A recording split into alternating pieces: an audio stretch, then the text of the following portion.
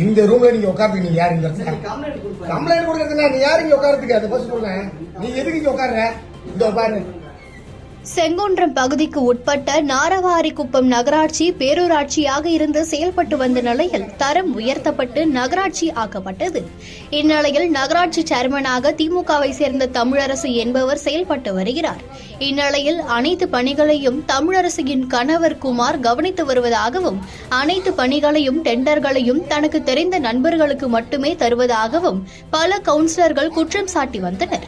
மேலும் தற்போது செங்குன்றம் பேருந்து நிலையம் புதியதாக கட்டப்பட்டு வரும் நிலையில் மற்ற பணிகள் எதையும் சரிவர கவனிப்பதில்லை எனவும் சேர்மனின் கணவர் குமார் கை காட்டும் கான்ட்ராக்டர்கள் மட்டுமே பணி செய்ய முடியும் என்கின்ற நிலையை உருவாக்கி வைத்துள்ளார். இந்நிலையில் நேற்று நகராட்சி கூட்டம் நடைபெற்று முடிந்த போது திமுக கவுன்சிலர் கார்த்திக் என்பவர் தனது வார்டில் உள்ள குறைகள் குறித்து பேச சென்றதாகவும் அப்போது சேர்மனின் கணவர் குமார் சேர்மன் அருகிலேயே அமர்ந்திருந்த நிலையில் அதனை கண்டித்து திமுக கவுன்சிலர் கார்த்திக் கேள்வி எழுப்பிய நிலையில் சேர்மனின் பாதுகாப்பிற்காக அமர்ந்திருப்பதாகவும் திமுக கவுன்சிலரை ரவுடி போல் சித்தரித்து பேசிய வீடியோ வெளியாகி பரபரப்பை ஏற்படுத்தி வருகிறது.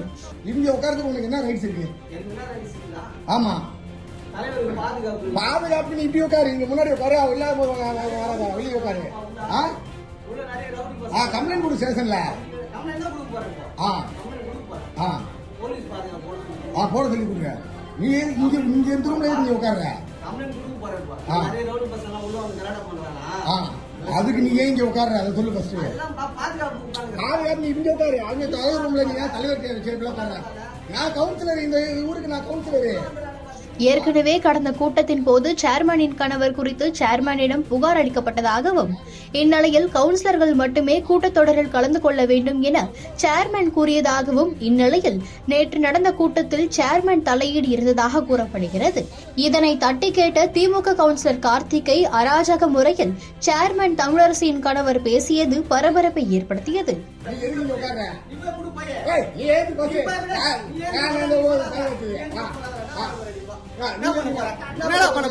என்ன பண்ண போற? நீ ரவுடி தனம் பண்றியா? நீ ரவுடி தனமா பண்ற? நீ ரவுடி தனம் பண்றடா? என்ன பண்ண போய் போடா போடா.